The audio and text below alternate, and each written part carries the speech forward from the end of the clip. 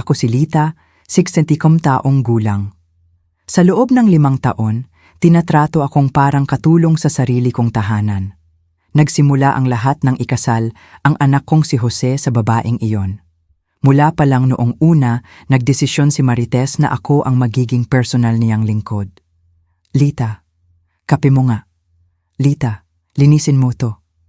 Lita, magluto ka para sa mga bisita ko. At ako naman, parang timang, sumusunod lang.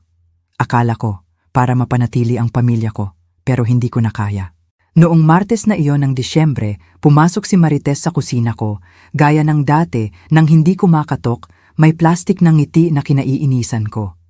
Nakasuot siya ng mamahaling pulang bestida, siguradong galing sa pera ng anak ko.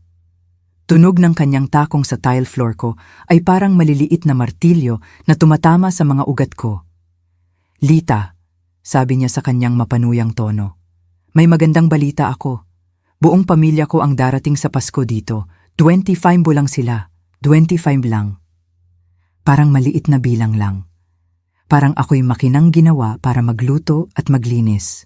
Nakita ko ang kasamaan sa mga mata niya habang ipinapaliwanag niya ang plano niya. Umupo siya sa upuan ko sa kusina, nag-krus ng mga binti at nagsimulang ilista sila na parang nagbabasa ng grocery list. Nakipag-usap na ako sa ate ko, Aurora, sa pinsan ko, Sofia, sa bayaw ko, Miguel. Darating silang lahat. Nandito ang mga apo ko, ang mga apo ng kapatid ko, mga anak ni Aurora. Magiging perpekto ang Pasko. Tumigil siya ng dramatiko, inaasahan ang karaniwan kong reaksyon ng pagkabigla. Siyempre, ikaw ang bahala sa lahat. Pagkain, linis, paghahain. Ang mga salita niya ay parang sampal. Naalala ko lahat ng mga pagkakataon na naghanda ako ng hapunan para sa mga kaibigan niya habang siya ang kinikilala. Lahat ng mga pagkakataon na naglinis ako pagkatapos ng mga party niya habang natutulog siya hanggang tanghali.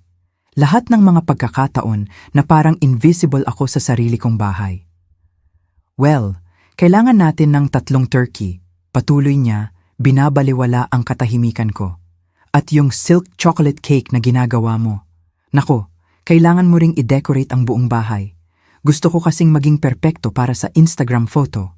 Inaasahan niyang sasabihin ko ang opo, Marites tulad ng dati. Pero iba na ngayon. Ngayon, may nabasag sa loob ko. Tumingin ako sa mga mata niya nang may kahinahunan na ikinagulat ko. Perpekto, ulit ko. Nakita ang ngiti niya na nagsimulang manghina. Magiging perpekto ang Pasko para sa lahat dahil wala ako dito. Mabigat ang katahimikan pagkatapos. Kumindat-kindat si Marites na parang hindi niya narinig ng tama. Bahagyang nakabukas ang bibig niya pero walang lumabas na salita. Biglang tumigil ang tunog ng takong niya. Anong ibig mong sabihin? Wala ka dito? Sa wakas ay nasabi niya. Nanginginig ang boses. Umupo siya ng tuwid sa upuan, ang perpekto niyang postura ay nagsimulang gumuho. Eksakto, pupunta ako sa bakasyon, lahat magluluto, maglilinis at maghahain para sa sarili nila. Hindi ako ang iyong empleyado. Nakita ko ang pagkawala ng kulay sa mukha niya. Nagsimulang manginig ang mga kamay niya. Ang tasa ng kape na hawak niya ay tumunog sa platito. Sa unang pagkakataon sa loob ng 5 taon, wala siyang masabi. Pero Lita, utal niya. Nagsabi na ako sa lahat na darating. Nakaplano na ang lahat. Hindi mo pwedeng gawin yan. Siyempre kaya ko. Bahay ko to. 4 na salita na bumagsak na parang bomba sa kusina. Bumaba ang panga ni Marites, ang mukha niya ay nagbago mula sa pagkabigla tungo sa galit. Tumayo siya mula sa upuan. Tunog ng takong niya ay bumalik, pero ngayon may pagkasuklam. Kabalbalan to. Hindi papayagan ni Jose to. Pwedeng magkaroon si Jose ng anumang opinyon na gusto niya, pero tapos na ang desisyon. Sa unang pagkakataon, ako ang may kontrol. Hindi niya alam, wala sa kanila ang nakakaalam na ang desisyon ko ay hindi biglaan. Nakaplano na ito ng ilang buwan at may dahilan ako. Mga dahilan na magpapatahimik sa kanila. Nagbago ang mukha ni Marites mula sa pagkabigla tungo sa galit sa loob ng ilang segundo. Namula ang pisngi niya, ang mga mata niya ay nanliit na parang ahas na malapit ng umatake. Lumapit siya sa akin. Lumalabag sa personal space ko, gaya ng dati kapag gusto niya akong takutin. Alam mo, Lita, palagi kong alam na makasarili ka. Pero ito ang sukdulan. Naging malaswa ang tono niya. Bawat salita ay puno ng paghamak. Malayo ang lalakbayin ng pamilya ko, ang ilan galing sa ibang bansa, at sisirain mo ang Pasko nila para lang sa isang sandali ng kagustuhan? Isang sandali ng kagustuhan? 50 taon ng pang-aabuso, kahihiyan at mental abuse. At tinawag niya itong isang sandali ng kagustuhan. Naramdaman ko ang pagtaas ng galit sa dibdib ko, pero nanatili akong kalmado. Natutunan kong kontrolin ang emosyon ko matapos ang matagal na pagiging biktima niya. Hindi ko problema yan, sagot ko nang may kahinahunan na lalong nagpabawas ng kumpiyansa niya. Dapat sana, ikumonsulta ka muna sa akin bago mo inimbitahan ang 25 tao sa bahay ko. Bahay natin, sigaw niya, nawalan na ng kontrol. Anak mo si Jose, bahay na to ang magiging atin balang araw. Ayan na. Ang katotohanan ay laging nakalutang sa hangin pero hindi pa nasasabi. Hindi ako itinuturing ni Marites na pamilya. Tinitingnan niya ako bilang pansamantalang hadlang bago niya makuha ang lahat ng itinayo ko sa maraming taon ng pagtatrabaho at sakripisyo. Interesante, sabi ko, nakita ang paglaki ng mga pupil niya sa takot nang mapagtanto niya ang naibunyag niya. Napaka-interesante. Sa sandaling iyon, narinig ko ang tunog ng susi sa pintuan. Si Jose umuwi na mula sa trabaho. Tumakbo si Marites sa kanya na parang batang nagrereklamo sa tatay, tunog ng takong niya ay may desperadong pagmamadali. Jose, nababaliw na si Mama. Sabi niya hindi siya tutulong sa Pasko. Sabi niya magbabakasyon siya at iiwan tayo sa buong pamilya ko. Narinig ko ang kanilang mga tinig na nag-uusap mula sa sala. Mabilis magsalita si Marites, matalas at dramatiko ang boses. Bumubulong si Jose ng mga sagot na hindi ko maintindihan. Pagkalipas ng ilang minuto, naririnig ang kanilang mga yapak papunta sa kusina. Lumitaw ang anak ko sa pintuan, gusot ang suit pagkatapos ng isang araw sa trabaho, pagod na mukha ngunit iritado. Sa likuran niya, parang anino si Marites, nakapamewang at may mukhang panalo. Malinaw na inaasahan niya na tuturuan ko siya ng leksyon. Mama, simula ni Jose sa kanyang utos na boses na gamit niya simula nang siya ay ikasal. Sinabi na sa akin ni Marites ang desisyon mo. Hindi mo iniisip na sobra naman yan? Sobra? Tinatawag akong sobra ng anak ko dahil tumatangging maging katulong ng asawa niya. Naramdaman ko ang isang malamig at matigas na bagay na bumababa sa tiyan ko. Isang bagay na lumalaki ng ilang buwan ang sa wakas ay nabuo sa sandaling iyon. Hindi, Jose, hindi sobra. Malinaw ang sinasabi ko. Pero Mama, Pasko to. Panahon to para sa pamilya. Inimbita na ni Marites ang lahat. Hindi na natin pwedeng kanselahin to. Hindi ko sinasabing kanselahin. Sinabi kong hindi ako darating. Lumapit si Marites, inilagay ang sarili sa pagitan ni Jose at ko na parang harang. Kita mo? Baliw na siya. Ano ang iisipin ng pamilya ko? Ano ang sasabihin ko sa kanila? Sabihin ang totoo? Sagot ko ng mahinahon. Na akala mo ay ako ang iyong empleyado nang hindi mo tinatanong at nagkamali ka? Bumuntong hininga si Jose. Hinawakan ang buhok niya na ginagawa niya kapag iritado siya. Mama, maging reasonable. Alam mo naman, hindi kaya ni Marites magluto para sa 25 tao ng mag-isa. Bakit hindi? Ilang taon na akong nagluluto para sa mga party niya. Oras na para matuto siya. Pero nagtatrabaho ka, protesta ni Marites. Hindi ako pwedeng mag-leave para magluto. Mahalaga ang career ko. Ang kanyang career. Isang part-time na posisyon sa isang clothing store. Siguro nakapasok siya dahil sa koneksyon ni Jose. Pero syempre, mas mahalaga ang career niya kaysa sa oras, lakas, at dignidad ko. Kung gayon kumuha kayo ng caterer, suhestyon ko nang may matamis ng ngiti.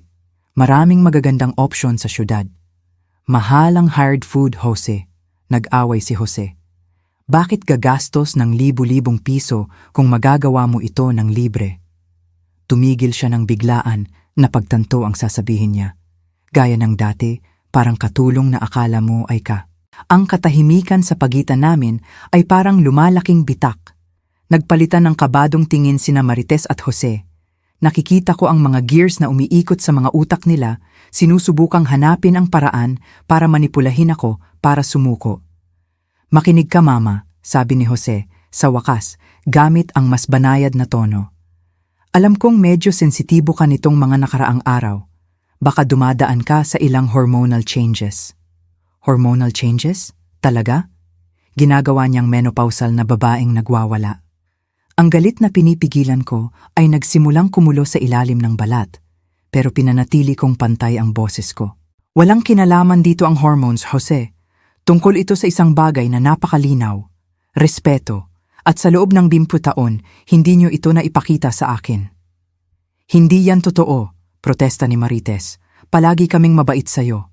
Bahagi ka ng pamilya. Bahagi ng pamilya na naglilingkod, naglilinis at nagluluto habang kayo ay nagkakatuwaan. Bahagi ng pamilya na hindi kailanman kinukonsulta pero laging inaasahang sumunod." Lumapit si Jose, inilagay ang isang kamay sa balikat ko, gaya ng ginagawa niya noong bata pa siya kapag gusto niya ng isang bagay. Pero hindi na siya ang matamis na batang inalagaan ko. Siya ay isang lalaking pinili ang asawa niya kaysa sa ina niya sa bawat laban sa loob ng 15 taon. "Sige na, Mama. Naiintindihan kong malungkot ka, pero pag-isipan mo. Isang linggo na lang pagkatapos ng Pasko, magiging normal na ulit ang lahat." "Normal? Ang normal nila kung saan ako ay invisible maliban kung kailangan nila ako. Kung saan ang mga emosyon ko ay hindi mahalaga basta't komportable ang buhay nila. Kung saan ang bahay ko ay hindi na naging santuwaryo ko at naging personal na hotel nila. Hindi, Jose. Hindi magiging normal ang lahat dahil bukas aalis na ako." Pareho silang natigilan. Si Marites ang unang nag-react. Tumaas ang boses niya ng isang octave. "Bukas? Bukas?"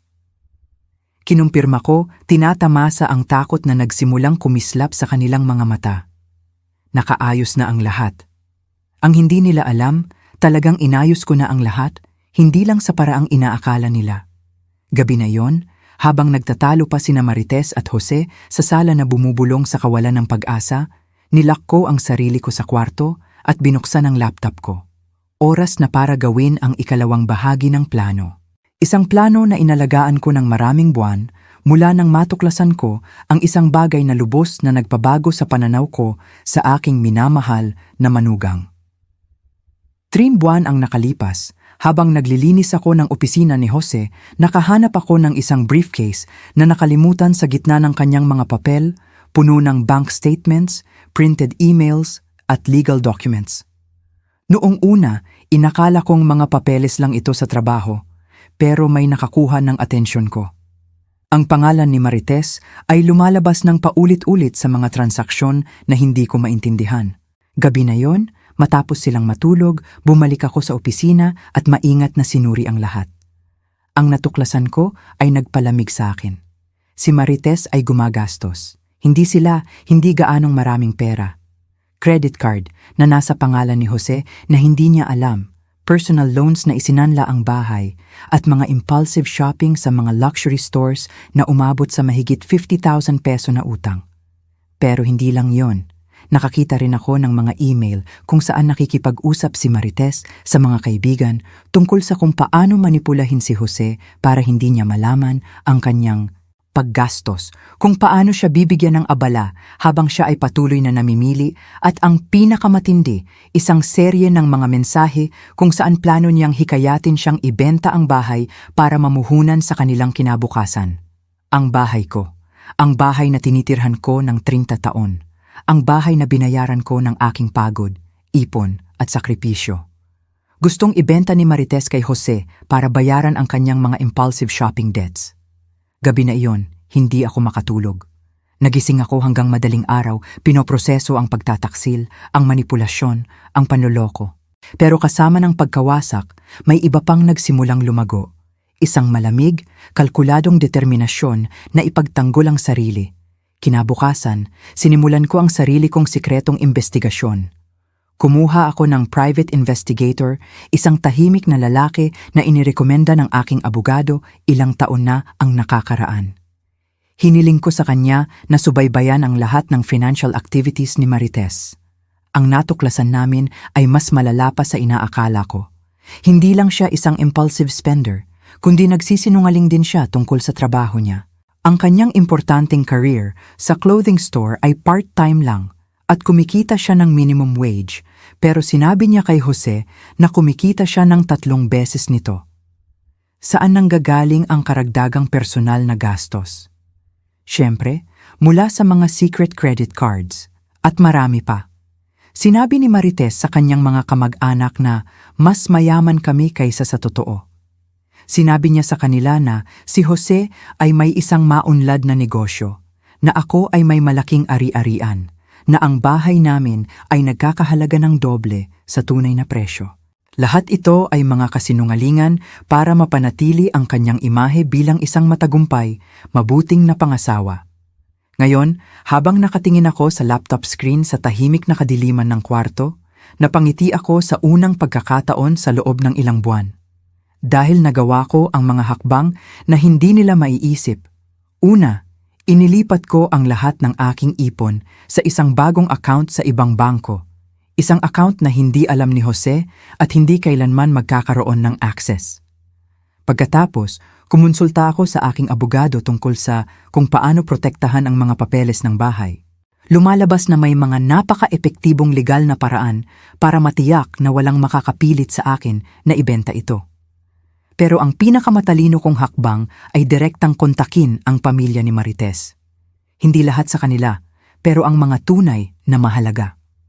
Ang kanyang mayamang tiyo Alejandro sa Manila, ang bayaw niyang si Miguel, na tila isang real estate broker na tutulong sa kanila, at ang ate niyang si Aurora, na nagtatrabaho sa finance at may perpektong reputasyon.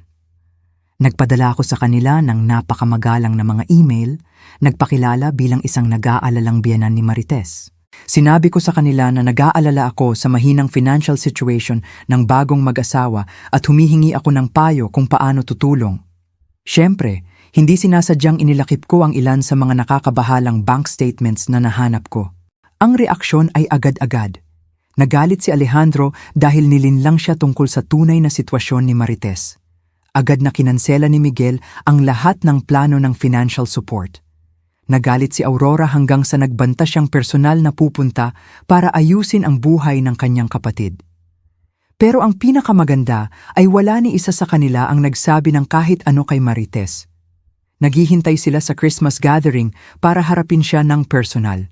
Isang gathering na ngayon ay mawawalan ng host na inaasahan nila, ng pagkain na ipinangako nila, at ng festive atmosphere na ipininta ni Marites sa kanyang mga kasinungalingan. Umugong ang telepono ko na may text message galing kay Alejandro. Mrs. Lita, pagkatapos repasuhin ang mga dokumentong ipinadala nyo, nagdesisyon ang pamilya ko at ako na mas maaga kaming dumating. Gusto naming makausap si Marites tungkol sa ilang importanteng bagay bago ang misa. Pwede nyo ba kaming salubungin sa umaga ng ika-23? Umaga ng ika-23? Eksakto kung kailan ako mag-aayos ng gamit para sa biyahe ko. Napakagandang pagkakataon, mabilis kong sinagot. Siyempre, Alejandro, ikagagalak ko kayong salubungin. Gayunpaman, kailangan kong ipaalam na magbabakasyon ako sa parehong araw, kaya sina Marites at Jose ang magiging host nyo. Ang kanyang tugon ay dumating sa loob ng ilang segundo. Perpekto. Yun mismo ang kailangan namin. Isinara ko ang laptop at humiga sa kama, nakangiti sa dilim. Sa loob ng taon, naging tahimik akong biktima, ang masunuring biyenan, ang libreng katulong. Pero sa buong panahon na iyon, nagmasid ako, nag-aral, nauunawaan kung paano talaga gumagana ang pamilya ng aking dating manugang. Inakala ni Marites na siya ay masyadong matalino, masyadong mapanloko, masyadong mahusay. Pero malubha niyang minamaliit ang matandang babae na naglilinis ng kanyang kalat. Inakala niya na ang edad at ang kanyang panlabas na kahinahunan ay nangangahulugan na wala siyang magawa. Bukas ng umaga, habang natutulog pa siya, mag-aayos na ako ng gamit. Hindi para pumunta sa Manila, gaya ng sinabi ko sa kanila. Ang tunay kong destinasyon ay isang luxury hotel na 1 oras lang ang layo, kung saan nag-book ako ng suite na may tanawin ng dagat sa susunod na 2 linggo. Mula doon, magkakaroon ako ng magandang pwesto para panoorin ang pagguho ng maliit na kaharian ng mga kasinungalingan na itinayo ni Marites. Makikita ko ang kanyang pamilya na matuklasan ang kanyang mga kasinungalingan. Makikita ko si Jose na sa wakas ay imumulat ang kanyang mga mata sa babaeng kanyang pinakasalan. Makikita ko ang kanyang perpektong manipulahin na mundo na magkawatak-watak. At ang pinakamaganda, hindi ko kailangang gumalaw ng kahit isang daliri para mangyari ito. Kinuha lang ni Marites ang pala mula sa kamay ko at itinuro sa kanyang pamilya kung saan titingin. Sa labas, naririnig ko ang pagtatalo sa sala na sa wakas ay natapos na.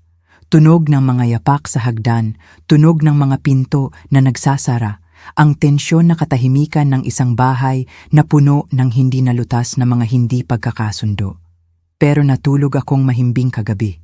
Sa unang pagkakataon sa loob ng 5 taon, natulog ako ng may ngiti ng isang taong alam na ang hustisya, kahit na nahuli ay laging dumarating. 6:00 ng umaga, kumanta ang alarm clock ko na parang kanta ng kalayaan. Gumising ako na may enerhiyang hindi ko naramdaman sa loob ng maraming taon. Malumanay akong naligo at nagsimulang mag-ayos ng gamit. Bawat damit na tinupi ko ay isang hakbang patungo sa aking kalayaan. Bawat bagay na inayos ko ay isang tahimik na pahayag na hindi na ako empleyado ng kahit sino pa. Tulog pa sina Marites at Jose. Naririnig ko ang kanilang malalim na paghinga mula sa hallway habang dinadala ko ang mga maleta sa hagdan. Naghanda ako ng isang sulat at iniwan ito sa mesa sa kusina sa tabi ng reserbang susi ng bahay. Isang maikli pero eksaktong sulat. Nagdesisyon akong umalis ng maaga para sa aking biyahe. Ang bahay na ito ay nasa inyong mga kamay. Maligayang Pasko, Lita. Ang sulat ay hindi nagbanggit ng ilang karagdagang paghahanda na ginawa ko bago umalis, tulad ng ganap na pag-alis ng laman ng pantry at refrigerator. Pagkatapos ng lahat, kung magluluto sila para sa 25 tao, kailangan nilang matutunan kung paano managot sa pagbili ng pagkain.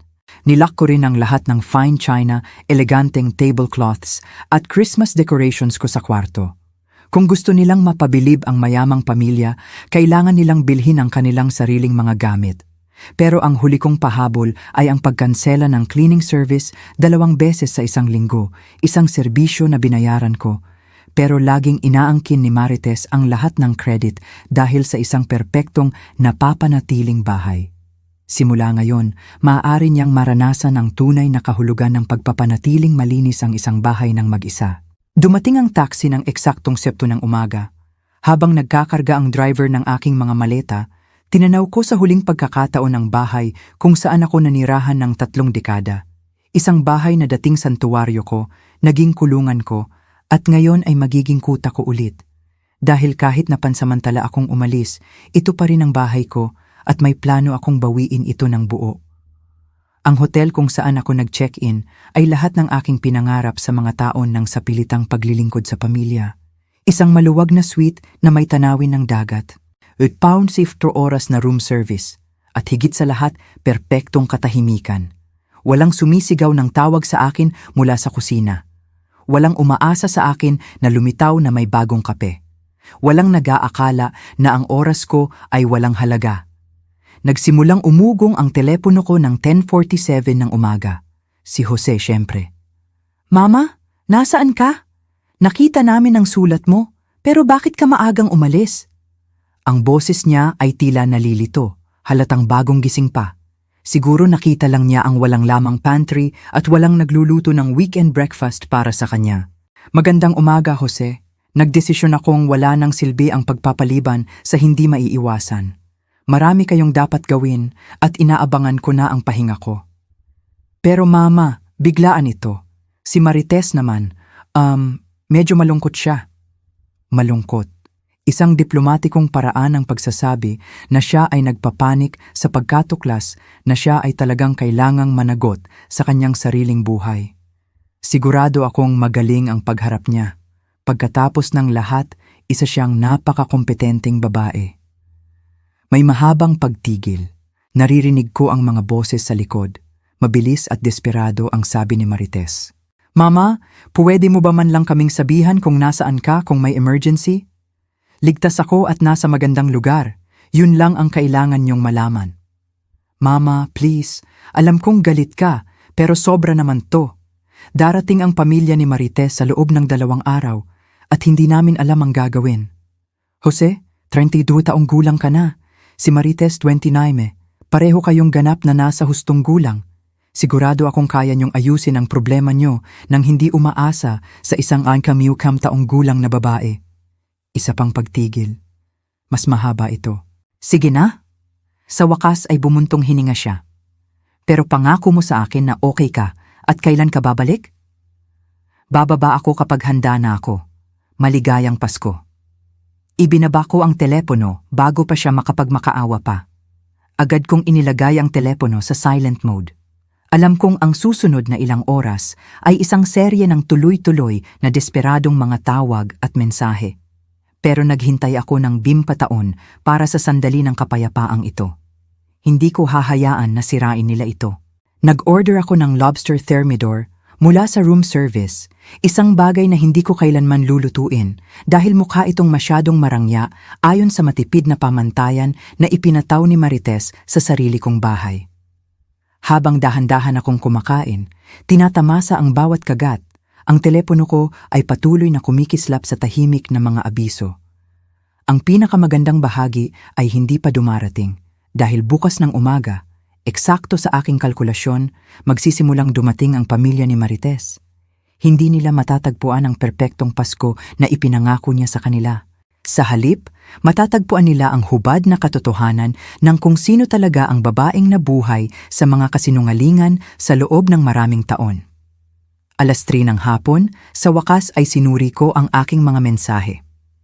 May 17 na missed calls mula kay Jose, 31 mula kay Marites, at isang baha ng mga mensahe mula sa pagkalito hanggang sa pagmamakaawa hanggang sa galit. Pero ang mensaheng talagang pinapansin ko ay galing kay Alejandro ng 12 ng tanghali. Mrs. Lita, ang pamilya ko at ako ay darating bukas ng umaga ng 8 a.m. gaya ng napagkasunduan. Inaasahan naming makilala kayo ng personal at magkaroon ng mahalagang pag-uusap na iyon kay Marites. Salamat sa inyong hospitality. Hospitality. Sana lang alam niya na pagdating ng 8 a.m. bukas, ang tanging hospitality na matatagpuan nila ay si Marites na sinusubukang ipaliwanag kung bakit walang laman ang bahay, kung bakit walang pagkain, at kung bakit ang mapagbigay na biyenan na kanyang ipinagmalaki ay misteryosong nawala. Sumagot ako kay Alejandro. Ikinalulungkot kong ipaalam na napilitan akong ilipat ang aking biyahe ng mas maaga dahil sa biglaang mga obligasyon sa pamilya. Masaya sina Marites at Jose na salubungin kayo. Sigurado akong marami kayong pag-uusapan. Ang kanyang tugon ay agad-agad. Lubos kong nauunawaan. Sa katunayan, maaaring ito ay mas mabuti. Mas mabuti ang ilang pribadong pag-uusap. Pribado. Eksakto ang kailangan nila.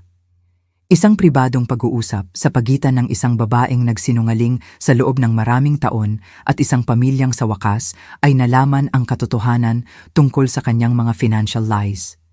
Hapon na iyon, habang tinatamasa ko ang massage sa spa ng hotel, pinayagan ko ang sarili kong isipin ang eksenang magaganap bukas ng umaga. Sina Marites at Jose na nagising sa panik, nagmamadaling tumakbo papunta sa grocery store, desperadong sinusubukang lumikha ng ilusyon ng hospitality na ipinangako nila. At pagkatapos, eksaktong ito, ang doorbell ang magsisignal ng pagdating ng pamilya na dumating para kolektahin ang mga lumang utang. Hindi ko mapigilang mapangiti habang ginagawa ng masyus ang mga tensyon na nasa balikat ko sa loob ng 20 taon. Ang mga huling buhol ay nagsisimulang maalis isa-isa, tulad ng mga kasinungalingan ni Marites. Sa umaga ng ika-23, malinaw ang langit at ang aking telepono ay bumubulwak sa mga tawag. Gumising ako sa unang tawag mula kay Jose ng 6:30 a.m. Hindi ko sinagot. Habang dahan-dahan akong kumakain ng Eggs Benedict na may smoked salmon sa aking rooftop terrace, nagdesisyon akong suriin ang mga voicemail. Ang unang tawag ay mula kay Jose. Mama, sagutin mo naman ang telepono. Nagwawala si Marites. Hindi namin alam ang gagawin para sa 25 taong pagkain sa umaga. 8 a.m. pa lang magbubukas ang grocery store at eksaktong oras na darating ang pamilya.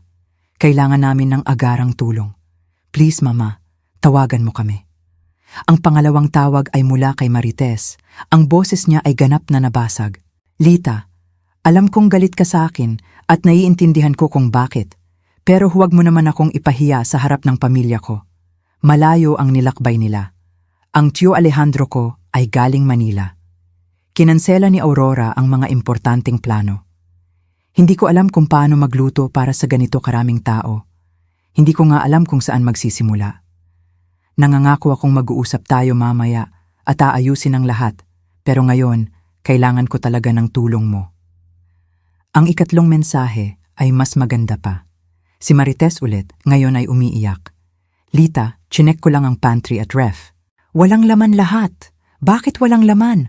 Paano ko pakakainin ang pamilya ko? Nasaan ang mga fine china? Nasaan ang mga Christmas tablecloth? Please, Mama, sabihin mo na lang kung saan mo inilagay ang lahat. Yun lang, please. Oo. Ang huling pagkilala na ang pagpapatakbo ng isang sambahayan ay nangangailangan ng tunay na pagpaplano, pagsisikap at pera. Ang huling pagkaunawa na ang pagkain ay hindi automatikong lumilitaw sa ref, na ang mesa ay hindi automatikong nahaset, na ang mga dekorasyon ay hindi automatikong nagsiset up ng mahika. Pero ang mensaheng talagang hinintay ko ay dumating ng 7:15 a.m. Ito ay mula sa isang boses na hindi ko nakilala, pero nagsasalita ito ng may autoridad. Mrs. Lita, ako si Alejandro, ang tiyo ni Marites. Maaga kaming dumating sa airport at nagdesisyon kaming dumiretso sa bahay nyo. Inaasahan naming darating sa loob ng 15 na minuto. Inaasahan kong makilala kayo at magkaroon ng mahalagang pag-uusap na pinlano natin. Perpekto. Darating sila sa kasagsagan ng panik ni Marites at Jose. Alas 8:20, tumunog ang telepono ko. Sa pagkakataong ito, sinagot ko, Mama, ang boses ni Jose ay nanginginig. Malapit sa nervous breakdown. Pwedeng makipag-usap? Magandang umaga, Jose. Siyempre, pwede akong makipag-usap. Kumusta ang umaga mo? Mama, please, huwag mo naman itong gawin. Dumating na ang pamilya ni Marites at wala kaming maaalok sa kanila. Talagang wala. Si Marites ay umiiyak sa banyo at hindi ko alam ang gagawin. Nasabi niyo na ba sa kanila ang sitwasyon? Anong sitwasyon? Paano ko ipapaliwanag na nagdesisyon kang magbakasyon agad gayong kailangan ka namin? Gayong kailangan kanila. Hindi kapag kailangan mo ng respeto o pangunawa o simpleng pasasalamat para sa 5 taong paglilingkod, kundi kapag kailangan kanila. Sabihin mo sa kanila ang totoo, Jose, na sa loob ng 5 taon, akala nyo ay ako ang magiging libreng serbidora nyo at sa wakas ay nagdesisyon kang karapat-dapat ka sa bakasyon. May pagtigil. Naririnig ko ang mga boses sa likod, isang halo ng panik at pagkalito. May nagsasalita ng mahigpit, marahil si Alejandro na nagtatanong kung nasaan ang host. Kahit papaano, Mama, pwede mo ba kaming sabihan kung saan ka karaniwang bumibili ng pagkain? Ano ang karaniwan mong ginagawa para sa mga espesyal na okasyon?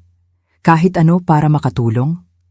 Jose, hindi ako kailanman bumibili ng kahit ano. Nagpaplano ako ng maraming linggo. Nag-aaral ako ng mga recipe, gumagawa ng detalyadong listahan, nagkukumpara ng mga presyo, at ginugugol ang buong araw sa paghahanda. Hindi ito mahika. Ito ay trabaho, maraming trabaho. Ang katahimikan sa kabilang linya ay nagsasabi sa akin na sa wakas ay nagsisimula na siyang maunawaan ang laki ng kanyang mga binabaliwala sa loob ng maraming taon. Makinig ka, sabi niya, ang boses ay mas mahina. Alam kong nagkamali kami, pero ngayon kailangan ko ng mga praktikal na solusyon.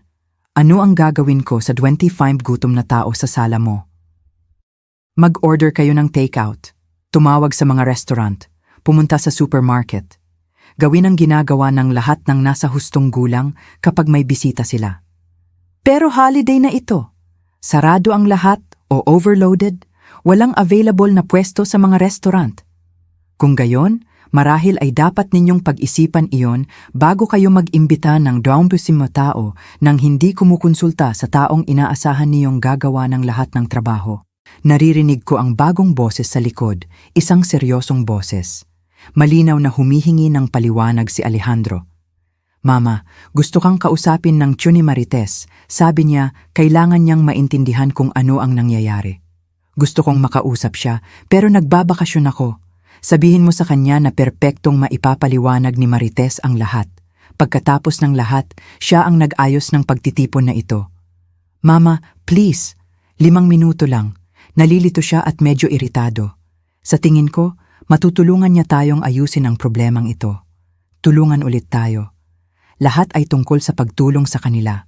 Hindi kailanman tungkol sa kailangan ko, sa nararapat ko, o kung paano nila ako pinaramdam sa loob ng maraming taon. Jose, pakinggan mo akong mabuti. Sa loob ng 5 taon, sa tuwing kailangan niyo ng isang bagay, nandito ako. Sa tuwing gusto ni Marites na mapabilib ang isang tao, gumagawa ako. Sa tuwing nagkakaproblema kayo, ako ang solusyon. Ngayon, sa unang pagkakataon sa kalahating dekada, kailangan ninyong ayusin ang sarili ninyong problema. At hindi iyon responsibilidad ko. Pero pamilya niya ito. Sa wakas ay sigaw niya, nawalan na ng kontrol. Naririnig ko ang boses ni Alejandro nang malinaw sa likod. Binata, kailangan kong maintindihan kung anong klase ng family gathering ang inaayos mo. Nasaan ang babae ng bahay, ang grandmami na nag-imbita sa kanila? Malinaw na naintindihan ni Alejandro mula sa mga usapan nila ni Marites na ako ang matandang babae na nag-aayos ng mga okasyong ito. Ang pangunahing host, ang responsable sa hospitality ng pamilya. At ngayon, wala. 2 nalilitong nasa hustong gulang na sa wakas ay nahaharap sa mga bunga ng kanilang mga desisyon. Mama, please kahit kausapin mo siya. Ipaliwanag mo na mayroong misunderstanding. Walang misunderstanding, Jose. May katotohanan na hindi ninyo nais tingnan sa loob ng maraming taon. At ang katotohanang iyon ay kung walang mutual respect, walang pamilya ang pwedeng gumana. Binaba ko ang telepono. Sa pagkakataong ito, ganap kong pinatay ang telepono. Oras na para sa susunod na bahagi. Pumunta ako sa business center ng hotel. Oras na para ilunsad ang pinakamasarap na bahagi ng aking plano. Umupo ako sa computer at binuksan ang aking email. Mayroon akong ilang bagong mensahe mula sa pamilya ni Marites. Ang unang mensahe ay mula kay Aurora, ang kapatid na responsable sa pananalapi. Mahal na Lita, kagagaling lang namin sa bahay ninyo at medyo nakakalito ang sitwasyon. Sinabi ni Marites na umalis ka dahil sa isang emergency, pero hindi namin maintindihan kung bakit tila walang tao ang bahay. Walang pagkain, walang Christmas preparations at sa totoo lang, kakaiba ang kilos ni Marites. Pwede ba tayong mag-usap sa telepono? Ang pangalawang mensahe ay mula kay Alejandro. Ang tono niya ay mas seryoso. Mrs. Lita, nirerespeto ko ang pagbiyahe mo dahil sa emergency, pero kailangan kong maintindihan kung ano ang nangyayari sa bahay na ito. Hindi maipaliwanag ni Marites ng malinaw kung bakit wala ang pagkain na ipinangako niya, kung bakit walang Christmas decorations, o kahit na bakit hindi niya alam kung kailan ka aalis.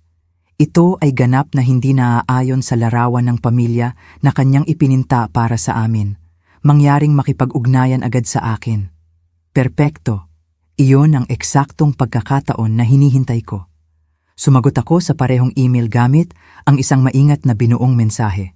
Minamahal na Alejandro at Aurora, labis akong humihingi ng paumanhin sa pagkalito.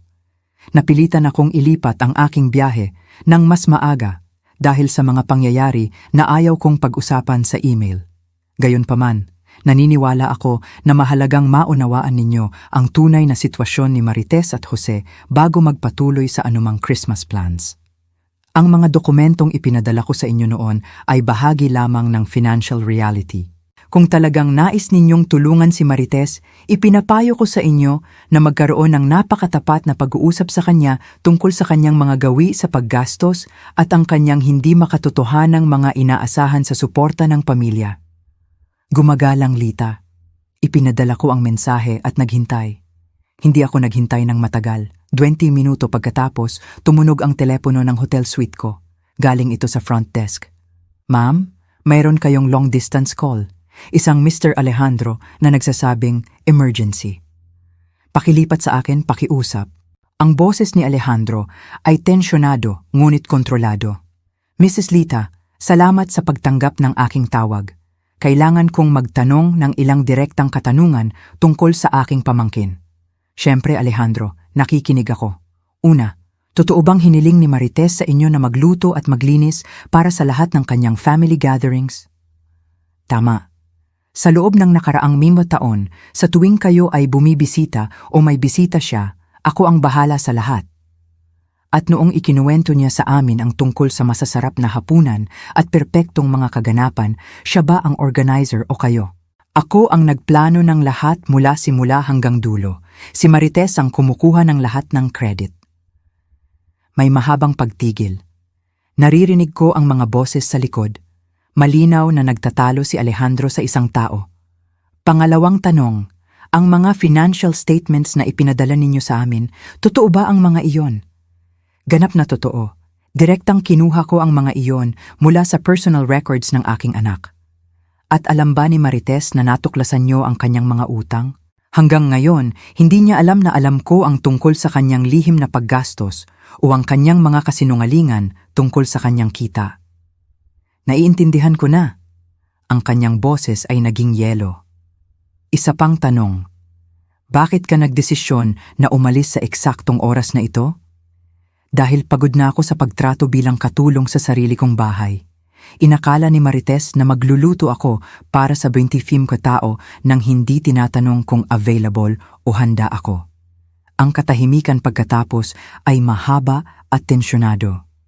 Sa wakas, sinabi ni Alejandro, ang kanyang boses ay puno ng pagkadismaya at pinigilang galit.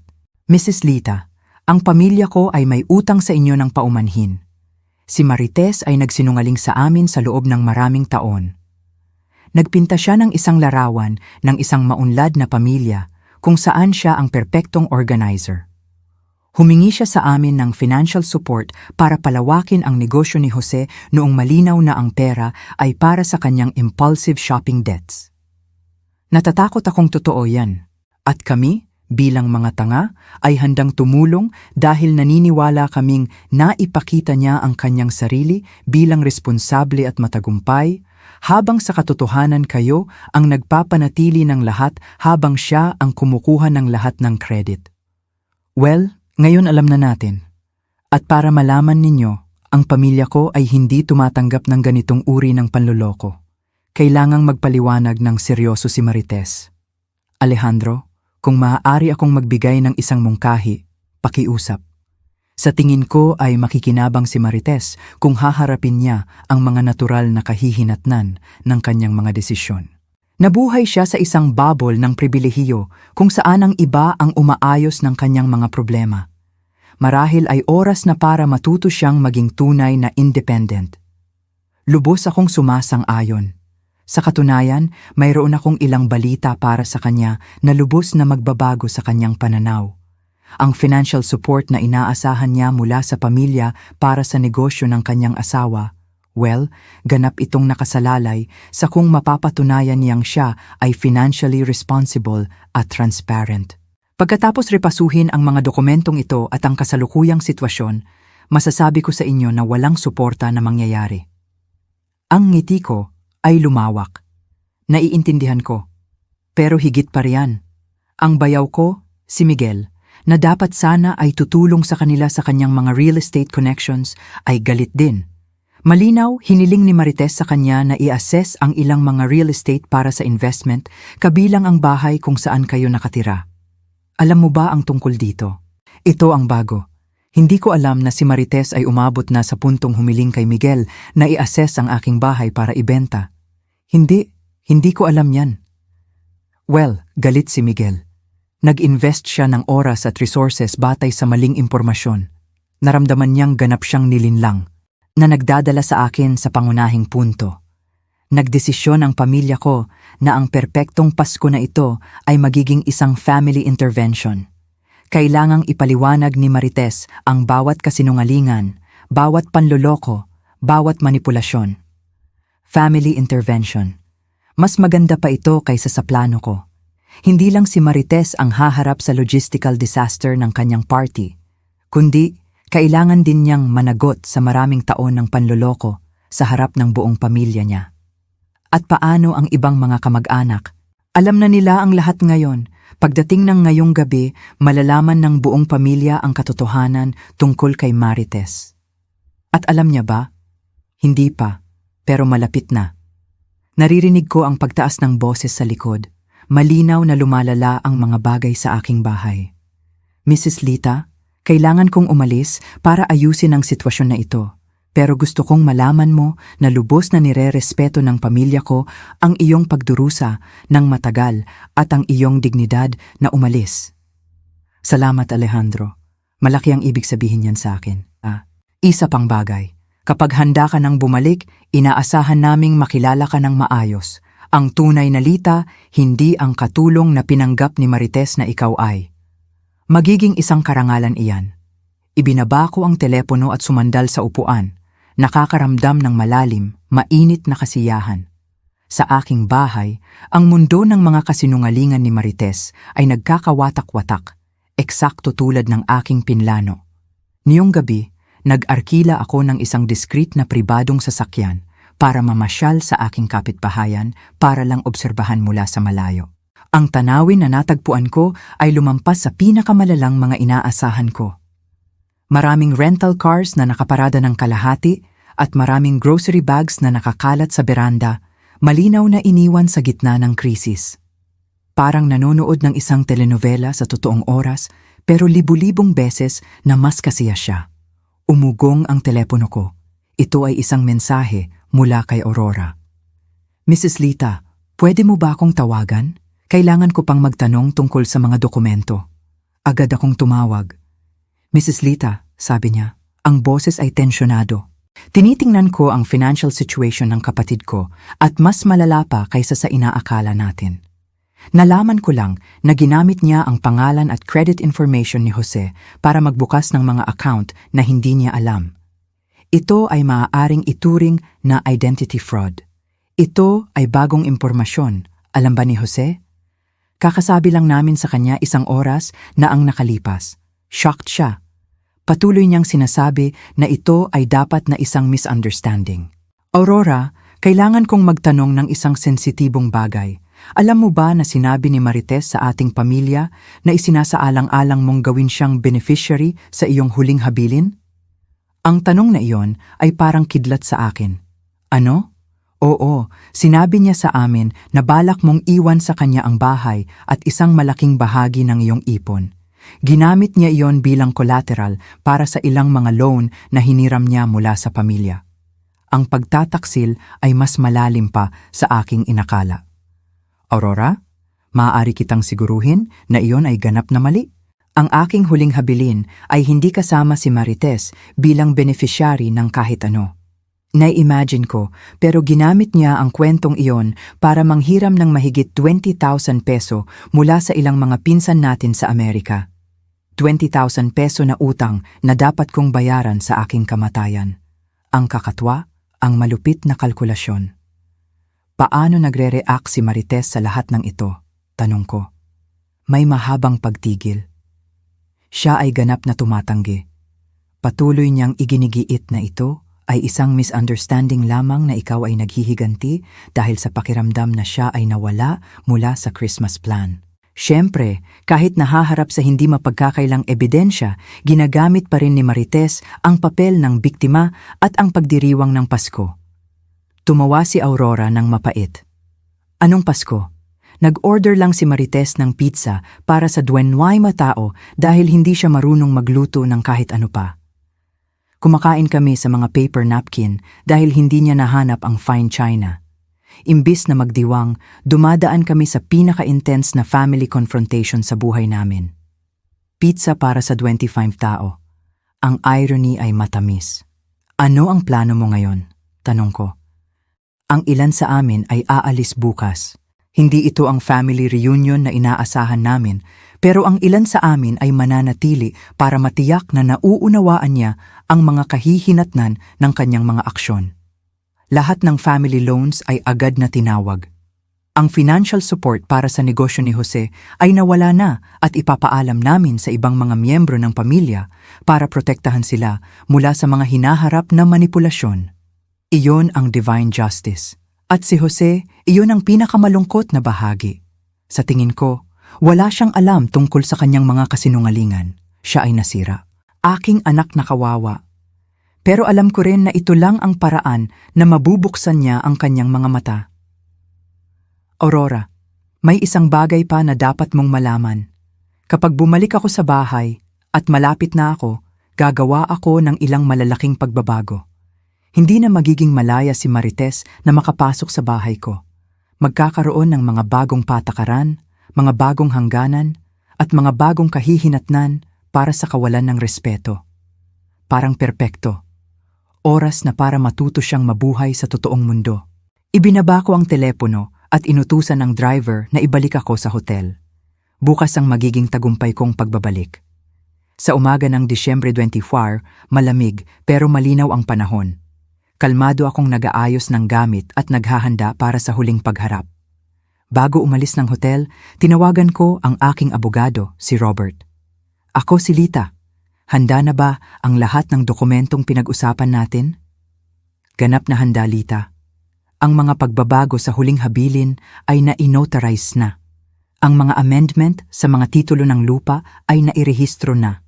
At ang mga bagong residency agreement ay handa na para sa iyong pirma. Magaling!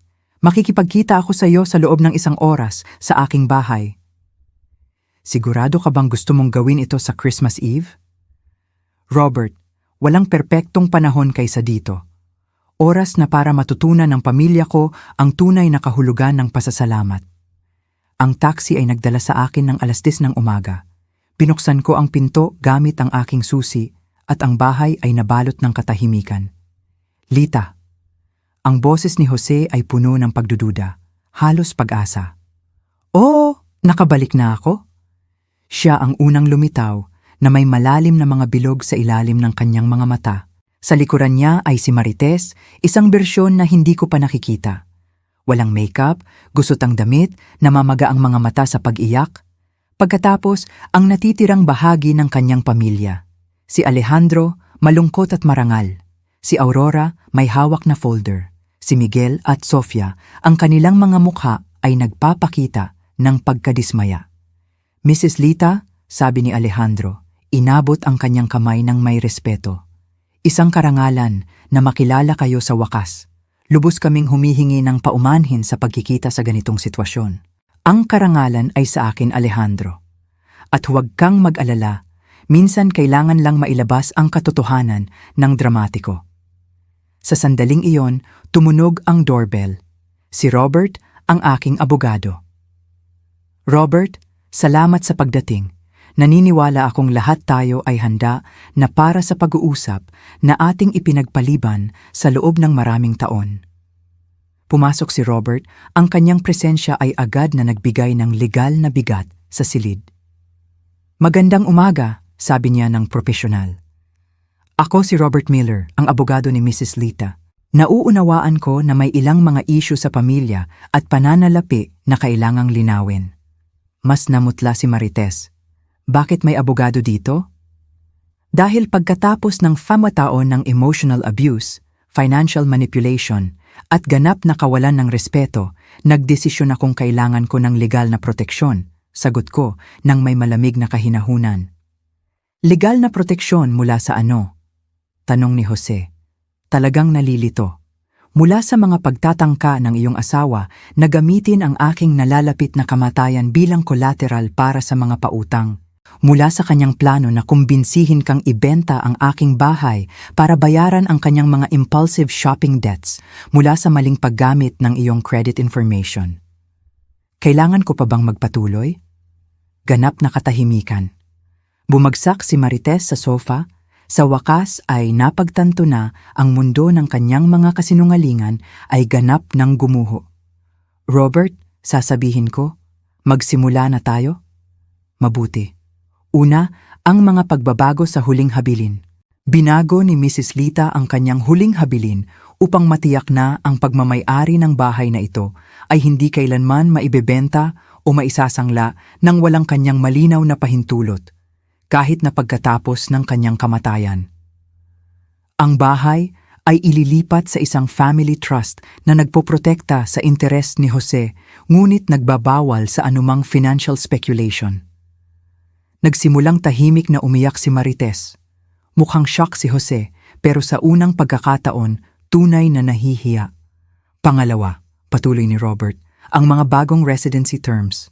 Si Marites ay walang limitasyong access sa ari-arian na ito. Anumang pagbisita ay dapat munang planuhin at aprubahan ni Mrs. Lita. Ano ang ibig sabihin niyan eksakto? Tanong ni Jose, nanginginig ang kanyang boses. Nangangahulugan ito na hindi maaaring basta-basta pumasok ang iyong asawa sa aking bahay, mag-utos tungkol sa pagkain at sa aking oras o umasa na ako ang magiging katulong niya. Mama, hindi ko alam na siya. Hindi mo alam. Sa loob ng 5 taon, hindi mo napansin na sa tuwing may bisita ka, ako ang gumagawa ng lahat ng trabaho habang siya ang kumukuha ng lahat ng credit. Hindi mo kailanman naitanong kung bakit hindi kailanman nagluluto o naglilinis ang asawa mo, pero laging sinasabi na siya ay isang perpektong host. Yumuko si Jose, sa wakas ay nahaharap sa maraming taon ng sinasadyang pagkabulag. Lumapit si Alejandro kay Marites. Ang kanyang boses ay mabigat sa pagkadismaya ng isang ama. Marites, binigyan ka ng pamilya namin ng pagkakataon, tiwala, at suporta batay sa mga kasinungalingan. Ginawa mo kaming mga kasabwat sa iyong kawalan ng respeto sa isang tao na karapat-dapat sa paghanga, hindi sa aming paghamak. Tito, hindi ko kailanman naisin ng ano? Magsinungaling tungkol sa iyong kita? Magnakaw ng pagkakakilanlan?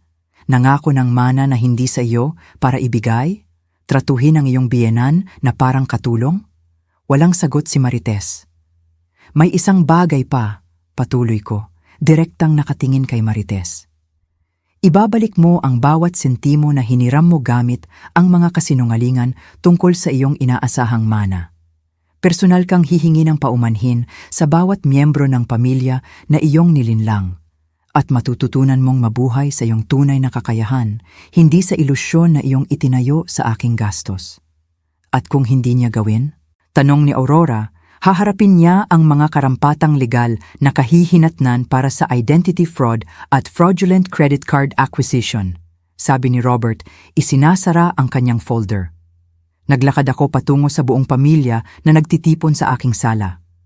Sa loob ng 5 taon, isinakripisyo ko ang aking dignidad dahil inakala kong pinapanatili ko ang pamilya. Pero may natutunan akong isang mahalagang bagay. Ang isang pamilyang itinayo sa kawalan ng respeto at manipulasyon ay hindi pamilya. Ito ay isang nakakalason na istruktura na nakakasakit sa lahat ng kasangkot. Tumingin ako lalo na kay Jose. Anak, mahal kita, pero kailangan mong magdesisyon kung anong klaseng lalaki ang gusto mong maging. Isang taong nagpapahintulot sa kanyang asawa na abusuhin ng kanyang ina o isang taong nagtatanggol sa respeto at katapatan sa kanyang pamilya. Sa wakas tumingin ako kay Marites. At kailangan mong magdesisyon kung anong klaseng responsable na nasa hustong gulang ang gusto mong maging na humaharap sa mga kahihinatnan ng iyong mga aksyon o patuloy na maging isang manipulative na bata na umaasa na ang iba ang aayos ng mga problema na iyong nilikha. Tumunog ang 12:00 ng hating gabi ng Christmas Eve. Ngayon, sabi ko na may ngiti na itinago ko ng maraming buwan. Sino ang gustong manatili para sa isang Pasko batay sa katapatan, respeto, at tunay na pasasalamat ay malugod na tinatanggap? Sino ang mas gugustuhing mabuhay sa ilusyon at manipulasyon ay maaaring umalis? Sa unang pagkakataon sa loob ng 10 taon, ganap kong kontrolado ang aking bahay, ang aking buhay, at ang aking hinaharap. At hindi ko kailanman naramdaman ang ganitong matinding kalayaan.